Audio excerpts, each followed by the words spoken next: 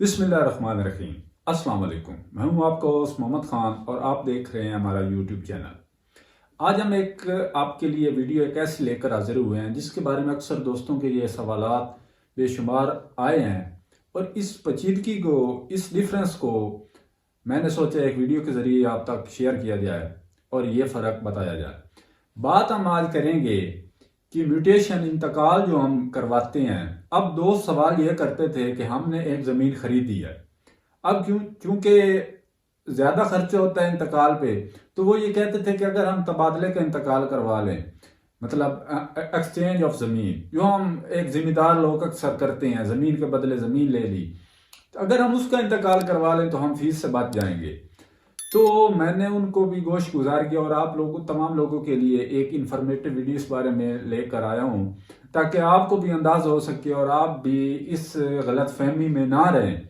गलत फहमी मैं कहूँगा क्योंकि जैसे आप वीडियो देखेंगे आपको पता चल जाएगा कि इनमें कितना डिफरेंस है और इनकी फीस, इंतकाल जो बै है उसकी कितनी है और इंतकाल तबादले के इंतकाल की उसकी फीस कितनी है। तो तो दोस्तों ने बेशुमार ये सवाल पूछा कि हमने ज़मीन खरीदी है, अब हम उसका जो बै का इंतकाल है चूंकि उस पर फीस ज़्यादा है तो हम उसकी बजाय अगर तबादले का इंतकाल करवा लेते हैं तो इसकी क्या कानूनी हैसियत है, क्या ये वैलिड है और नॉन वैलिड है, इस बारे में हमारी रहनुमाई करें। तो सबसे पहले कानूनी हैसियत तो बाद में हम देखेंगे, पहले हम इनका डिफरेंस देखते हैं कि इनकी फीस का डिफरेंस क्या है। अगर तो डिफरेंस हो तो फिर हम उस तरफ भी जाएं कि कानूनी हैसियत तबादले के इंतकाल की बै के मुकाबले में कितनी है, कम है, ज़्यादा है, उसमें क्या बेनिफिट्स हैं, क्या उसमें नुकसान हैं। लेकिन अगर फीस शेड्यूल में हम फीस उसके मुताबिक अगर हम देखें और समझें तो उसके बाद ही अगला अमल हम करेंगे। अगर फीस में डिफरेंस हो भी ना तो उसके बाद हमें ज़रूरत क्या है इंतकाल तबादला की करवाने की और बै के ना करवाने की। तो इसमें आप दोस्तों के गोश गुजार आज फीस शेड्यूल, खसूसन जो हम कोई चीज़ खरीदते हैं, ज़मीन खरीदते हैं, उसको हम इंतकाल बै कहते हैं, जिसको हम सेल डीड कहते हैं। तो और एक हम एक्सचेंज ऑफ ज़मीन करते हैं, एक्सचेंज ऑफ प्रॉपर्टी, उसको हम तबादले का इंतकाल कहते हैं कि ज़मीन के बदले ज़मीन दे दी। तो इसका आज हम देखेंगे कि इनमें फीस डिफरेंस एक्चुअली जो हमारा गवर्नमेंट का जो शेड्यूल है उसके मुताबिक कितना है। तो दोस्तों बहुत ज़रूरी है आप दोनों कानों से ये बात सुन लें। जो अक्सर बात मुझसे ये पूछते हैं कि फ़ीस सर हमारे पास फ़ीस नहीं है तो इंतकाल बै की फ़ीस ज़्यादा होती है तो हम तबादले का इंतकाल करवा लेते हैं। तो उनके लिए खसूसी वीडियो है, कानों के दोनों पर्दे खोल के सुन लें मेरे भाइयों की। इनमें फ़ीस डिफरेंस 100 रुपये का भी फीस डिफरेंस नहीं है। जितनी फीस इंतकाल बै पे लगेगी इतनी ही फीस तबादले के इंतकाल पे लगेगी। ये जो शेड्यूल 2022-23 का जो गवर्नमेंट ऑफ पंजाब ने जो हमारा शो किया है उसके मुताबिक कोई फीस डिफरेंस नहीं है। बिल्कुल जितनी फीस आप इंतकाल बै पे लगाएंगे उतनी ही फीस तबादले के इंतकाल पे लगेगी। अब इसकी क्या रेशो है आपके साथ शेयर कर देते हैं ताकि आप जब भी, वो कहते हैं कि पंजाबी में पर तोलने, तो आप जब भी कोई ऐसी ट्रांजैक्शन करना चाहें या आपका कोई मूड बने कोई इंतकाल बै लेने के या कोई भी चीज़ आप इस बारे में सोचें तो आपको पहले पता हो कि कितनी एक फीस है।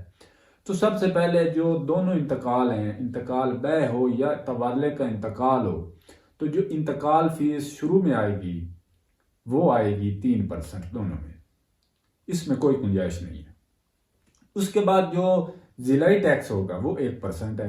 अब ये कितने की है टोटल आप एक मुआहदा करवाते हैं, एक जो होती है कमर्शियल ज़मीन। अब इसमें आपको एक छोटी सी बात ये बता दूं, जो कमर्शियल ज़मीन होती है उसमें ज़्यादातर रजिस्ट्री चलती है और रजिस्ट्री का शेड्यूल जो हमारा एसी ऑफिस होता है या जैसा कह लें लैंड रेवेन्यू है, उनके पास एक शेड्यूल तैयार होता है कि इस टाउन में इतने का मरला है, इस टाउन में इतने का मरला है, इस रोड पे इतने का मरला है और इस रोड पे इतने का मरला है। उनके पास शेड्यूल होता है। आपका मुआहदा जो मर्जी है, आपने लाख का मरला लिया, 2 लाख का लिया, 3 लाख का लिया, उनके पास शेड्यूल होना है, उस शेड्यूल के मुताबिक ही आपको टैक्स लगना है। लेकिन जो ये है इंतकाल का, इसका शेड्यूल होता कोई नहीं है, ज़रूरी रकबे होते हैं। तो इसमें जो टोटल आपका मुआहदा होगा, फॉर एग्जांपल 70 लाख का, 80 लाख का, 20 लाख का, जो भी आपका मुआहदा है, आपने जो भी एग्रीमेंट किया है, ये तो मतलब इसमें रजामंदी से ही सौदा होता है। तो जो भी आपका एग्रीमेंट हुआ है उस टोटल अमाउंट का 3% जो है वो टैक्स है पहले, और इंतकाल का जो शुरू की फीस है ये 3% है। उसके बाद 1% जो है वो ज़िले जो हमारा ज़िले कौंसिल लेती है वो 1% लेती है।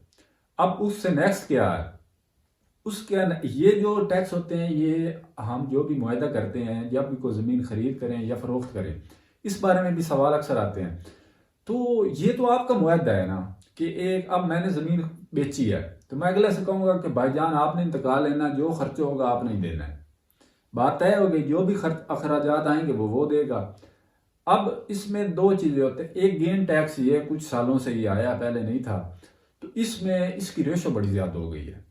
अब जो टैक्स लगना है ना एडवांस टैक्स FBR का लेने वाले पे, खरीदार पे, वो जो अगर फैलर है तो उसका लगना है 2%, और अगर नॉन फैलर है तो उसका लगना है 7% टोटल अमाउंट का।